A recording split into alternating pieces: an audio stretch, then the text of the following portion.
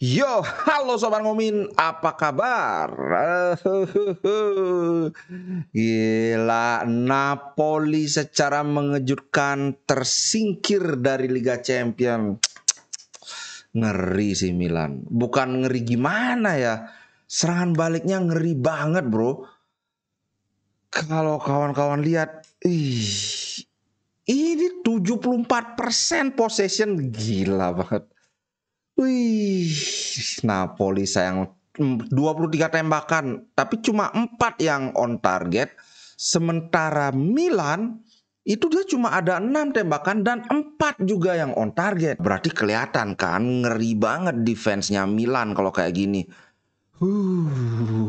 Jadi semriwing. Tapi sebelum lawan Milan kita harus melewati Benfica dulu. Nah, itu sebagai pembuka aja ya. Berikutnya kita akan bahas seperti biasa sebelum bahas topik utama, kita bahas update-update seputar Inter Milan, seputar Serie A. Yang pertama soal Fratesi. Nah, Inter Milan sudah bertemu dengan agennya Fratesi. Saingan Inter saat ini Roma dan Juventus.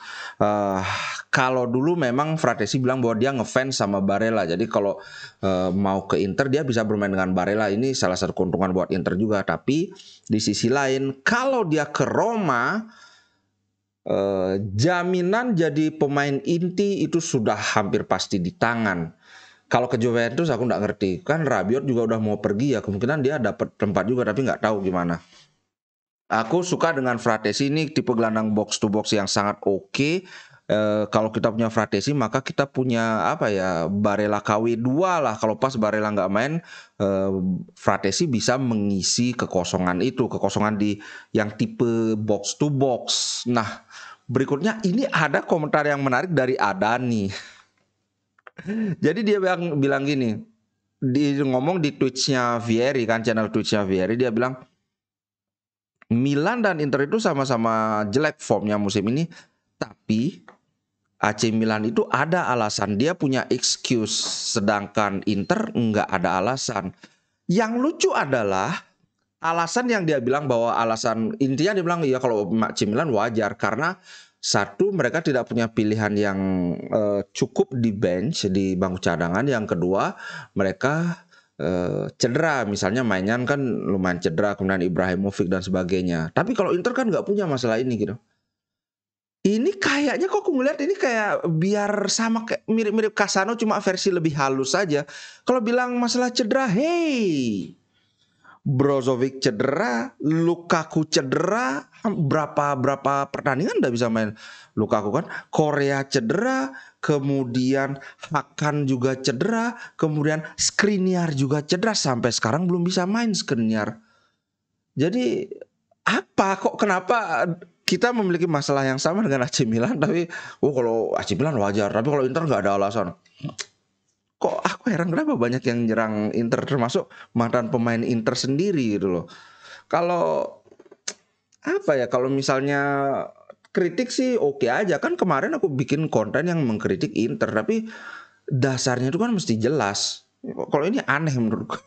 Nah, aku tadi sudah upload videonya, shortnya, buat kawan-kawan yang mungkin belum nonton.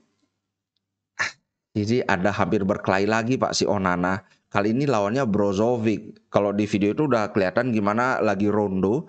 Mungkin ada yang nggak tahu rondo. Rondo itu intinya membentuk lingkaran pemain, di dalam ada dua.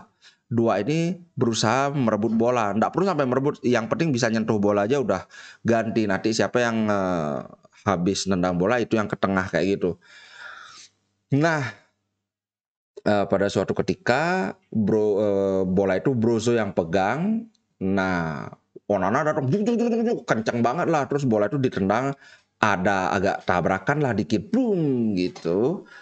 Brozovic langsung ngomel-ngomel, ya biasalah ngomel, mungkin katanya itu ada kata-kata yang dirasa ofensif atau menyinggung. Nah, tahu sendiri Onana kayak gimana kan, langsung ini harus dipisahin, dan misahin dulu Ambrosio sama Lukaku. Apakah ini mengkhawatirkan?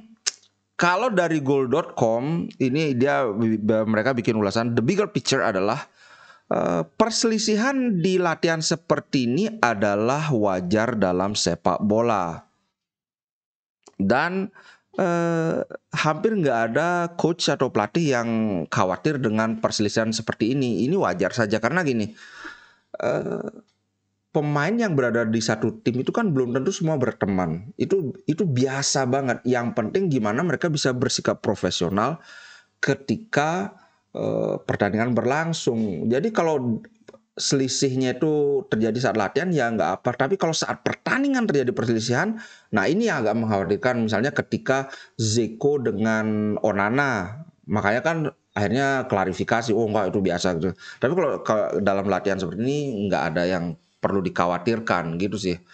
Oke, sekarang kita bahas soal ya ini pertarungan lawan Benfica seperti biasa. Besok pagi kita ini live reaction lah, kita nonton bareng. Oh ya, sedikit tentang cash bonus itu kan yang dibilang bahwa akan ada bonus buat pemain Inter supaya semangat mengejar 4 besar. Nah, kemudian Inter Milan merasa kelihatan terganggu dengan gosip ini, langsung merilis pernyataan tidak ada yang seperti ini. Kemudian Darmian juga buka suara bahwa kami tidak perlu bonus cash untuk bertarung merebut posisi 4 di Serie A. Karena yang dia khawatirkan kan gini, dihembuskan isu, woi nanti akan ada bonus. Ternyata isu ini salah kan, dibilang enggak ada bonus. Nah, yang sasarannya itu kan nanti para pemain itu akan merasa kecewa. Kirain beneran ada bonus. Dasar nih manajemen miskin. Wih, ngapain kita main di sini? Aduh, kayak gitu kan. Tapi dengan Darmian muncul ngomong, enggak, kami enggak perlu bonus cash untuk bermain merebut posisi 4 besar. Kami akan tetap berjuang. Nah, menurutku bagus sih Darmian ngomong gini, jadi bisa melecut, kita itu profesional loh, kita itu tanpa bonus-bonusan segala macam itu kita dibayar, dan bayaran pemain Inter itu tinggi, kedua tertinggi di Serie A katanya kalau dikumpulkan dari semua gaji itu. Nah itu sih menurutku kayaknya ini gosip-gosip biar goyang aja sih. Kemudian berikutnya Darmian juga ternyata cukup pinter bermain kata-kata. Inter kan akan lawan Benfica. Kita sudah punya keunggulan 2 gol, tapi dia bilang nggak bisa kita berpikir bahwa wah kita udah unggul 2 gol karena ini adalah kesalahan. Kalau kita berleha-leha, Benfica akan siap menyengat. Nah, ini juga yang dikatakan oleh Inzaghi, kami nggak bisa bersantai lawan Benfica karena Benfica itu hanya dalam hal jumlah gol saja mereka kalah dibandingkan Inter. Tapi kalau kita melihat jumlah peluang, Inter dan Benfica itu memiliki jumlah peluang yang relatif sama. Artinya kalau sedikit saja ada kesalahan, hasil itu bisa berbalik. Dan ini juga yang dibilang, mungkin dia bilang ini untuk menyemangati anak-anak Inter biar nggak leha-leha. Tapi mungkin saja ini juga ada kaitannya dengan performa Inter di Serie A. Karena kan sama, Inter juga menciptakan banyak peluang. Tapi golnya cuma 2. Berapa dari 4 pertandingan terakhir apa 5 pertandingan terakhir? Pokoknya Inter mencetak 126 peluang, tapi cuma nyetak 2 gol. Apakah dia maksudnya itu menyindir soal ini? Maksudnya enggak loh, kami mainnya bagus, kami menciptakan peluang, cuma ya sial aja nggak bisa nyetak gol. Apakah itu maksud dia dengan ngomong gini? Ya kita nggak tahu kan. Kemudian untuk Hakan sekarang sudah fit, tapi belum tentu dia akan jadi starter lawan Benfica. Karena di sisi lain Brozovic juga mainnya bagus. Kalaupun misalnya starter, kemungkinan kita akan melihat seperti ketika lawan Salernitana, di mana Brozovic main, Hakan bermain sebagai gelandang tengah.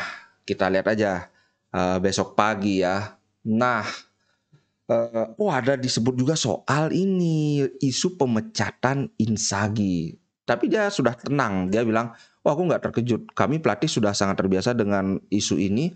Bagiku malah lebih bagus aku yang disoroti publik, aku yang dikritik daripada pemain. Karena ini, ibaratnya pelatih itu kan umurnya sudah lebih dewasa, lebih matang. Bisa dengan lebih tenang menghadapi kritik-kritik seperti ini dibandingkan dengan pemain yang dari segi ibaratnya belum kenyang makan asam garam kehidupan. Ininya pemain itu peak golden age-nya pemain itu kan sekitar umur 25 sampai 28 atau sampai 30 kan. Di umur-umur segitu secara kematangan mental itu kan masih ya lebih labil, lebih gampang stres, lebih gampang fokusnya terganggu. Ini makanya bilang ya lebih baik aku yang dikritik, karena kalau aku dikritik aku tetap bisa ini mengatur strategi, bisa ngasih briefing. Kalaupun grogi, aku kan groginya di pinggir lapangan. Tapi kalau pemain yang grogi sedang bermain di tengah lapangan, nah ini kan sangat merugikan. Itu maksudnya, aku setuju banget. Nah, sekarang barulah kita bahas laporan utama, pembahasan utama. Kawan-kawan mungkin ada yang tahu, mungkin ada yang belum tahu. Ini permintaan dari ngominer sejati Pak Bonbon. Tolong dibahas dong. Jadi gini, Inter dimunculkan lagi bahwa intinya Inter itu sebenarnya terlibat dalam Calciopoli yang bikin Juventus sama Milan degradasi ke Serie B itu. Nah, Luciano Moggi bilang ini ada rekaman siapa namanya Bergamo ngomong dengan Facchetti, presiden Inter waktu itu. Nah, harusnya Inter juga dihukum. Sebenarnya yang terjadi adalah ini bukan barang baru.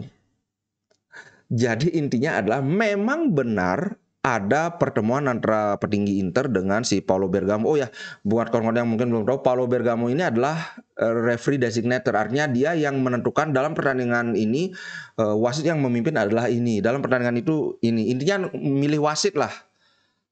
Nah, menurut Luciano Moggi itu kan melanggar juga. Tapi masalahnya adalah begini. Waktu itu ada muncul bahwa akan ditunjuk Collina yang jadi pemimpin pertandingan Inter lawan apa gitu loh. Nah, aku sempat baca di sumber lain, itu sebenarnya yang terjadi adalah itu ada pertemuan, tapi kemudian dari Facchetti atau siapa yang ngomong dari pihak Inter, ini kenapa sih wasit kok kayak benci banget sama Inter? Nah, kayak gitu yang diomongkan. Tidak ada dari pihak Inter meminta wasit tolong tunjuk si ini. Waktu itu yang jadi masalah adalah Pierluigi Collina. Ada di rekaman atau penyadapan itu muncul bahwa oke, Collina yang akan memimpin pertandingan. Nah, tapi ini sudah dibantah oleh, biar aku nggak salah kasih info ya. Karena ini yang membantah adalah Attilio Auricio. Dia adalah investigator dalam kasus Calciopoli itu. Percakapan atau penyadapan ini memang sudah mereka pegang, tapi tidak ada yang penting di penyadapan itu yang mengarah pada keterlibatan Inter dalam Calciopoli. Bahkan ketika sidang ada yang namanya expert ahli namanya Roberto Porto bersaksi bahwa dalam penyadapan itu yang ngomong soal Collina yang akan memimpin itu bukan Facchetti, tapi si Paulo Bergamo sendiri. Nah, ini kan kalau kita lihat kronologinya dari pihak Inter kan protes, kenapa sih kok wasit kayak benci sama Inter. Nah, waktu itu Collina itu kan salah satu wasit yang dianggap sebagai wasit terbaik di Eropa. Bukan cuma di Italia, tapi wasit terbaik di Eropa. Si Paulo Bergamo itu bilang, enggak kok, tenang aja, ini dalam pertandingan apa itu Collina yang akan memimpin. Jadi bukan dari pihak Inter yang meminta agar Collina yang dijadikan wasit saat itu. Begitu. Nah, yang ingin dipush agendanya oleh Luciano Moggi, oleh Juventus lah, bilang memang Luciano Moggi itu sekarang bukan bagian dari Juventus, tapi kan ya tetap aja karena hubungan mereka erat. Yang ingin mereka lakukan adalah mempush narasi bahwa Luciano Moggi tidak bersalah, atau kalau memang dia nggak bersalah, semua tim itu harus dianggap bersalah, termasuk Inter. Ini ngomong kasusnya udah 17 tahun loh berlalu, baru dia ribut-ribut lagi. Ini keributan ini muncul gara-gara di TV Rai itu, yang TV nasionalnya Italia itu memunculkan lagi soal polemik ini. Dari pihak kepolisian, dari pihak investigasi itu, titik beratnya itu adalah siapapun boleh ngomong dengan wasit, dengan ofisial, dengan designator, dengan Paulo Bergamo itu. Tapi yang penting itu adalah apa isi omongannya gitu loh. Bayangkan, kalau misalnya sekarang lagi main papasan sama wasit, "Woi Set, gimana kabar anakmu?" Masa ini juga masuk Calciopoli, kan nggak masuk akal. Nah, inilah bahwa titik berat dari investigasi itu adalah boleh-boleh aja ngobrol, boleh-boleh aja bertemu, tapi apa yang dipercakapkan dalam pertemuan itu gitu loh. Kalau di Luciano Moggi itu sudah jelas, sudah, wah nggak perlu kita bahas lagi. Nah kemudian yang menarik lagi, ini ada tweet dari siapa namanya, Tancredi Palmieri di Twitter. Dia bilang bahwa ini USB yang isi penyadapan pertemuan Andrea Bergamo dengan manajemen Inter itu, yang Luciano Moggi bilang, wah ini adalah bukti yang paling kuat. Ih, kayak pemilu itu kan, 3 kontainer. Dia bilang gini, Luciano Moggi sudah memberikan penyadapan USB berisi audio ini kepada 10 jurnalis untuk direview, untuk maksudnya kan dia ingin di balik layar tuh biar wah meledak lagi beritanya kan, ternyata curang. Tapi ternyata ke-10 jurnalis ini semua sepakat bahwa tidak ada hal yang baru dalam audio itu selain dari apa yang mereka sudah tahu. Ya seperti yang aku bilang, karena ya ngomongnya cuma sekedar sambil makan ngomong, wah kenapa sih kok wasit kayak benci sama Inter? Udah gitu aja kayak menuntut penjelasan. Tidak ada sama sekali dari pihak Inter meminta bahwa tolong wasit ini yang bekerja, tolong wasit itu yang bekerja, jangan ini kan ini. Nggak ada. Jadi ini adalah ya BS-nya aja dari pihak Juventus. Karena kenapa ini muncul lagi? Karena mereka kan sudah kena 15 poin. Itu baru plus Valencia saja. Itu baru soal penggelembungan dana transaksi. Sedangkan mereka ini kan masih ada lagi satu investigasi, yaitu soal salary itu yang dipotong 4 bulan, tapi sebenarnya cuma dipotong 1 bulan. Di bawah tangan mereka menggaji pemain yang apa ya, jadi pembukuannya dibikin seolah-olah balance padahal mereka ini rugi banyak banget itu loh. Nah mereka ingin apapun yang terjadi mereka pokoknya biar Inter ikutan kena juga. Itu guys, oke, nggak banyak yang aku bahas soal Benfica soal sama Inter karena ya kita sudah sama-sama tahu. Nanti kita nonton bersama, semoga Inter menang. Kalaupun Inter tidak menang, semoga seri. Kalaupun kalah, kalaupun tidak seri tapi kita kalah, semoga kalahnya cuma selisih 1 gol aja. Oke, sampai jumpa nanti malam. Kok nanti malam? Besok dini hari kita nonton bareng, oke? Ciao guys. Oh ya, aku sudah mulai bikin podcast di YouTube. Aku nggak tahu apa bedanya, yang jelas ya udah video ini akan aku masukkan di podcast itu, oke? Ciao. Inter Milan di dadaku, biru hitam warna darahku. Level winnernya Itali, tidak pernah degradasi. Inter Milan kebanggaanku.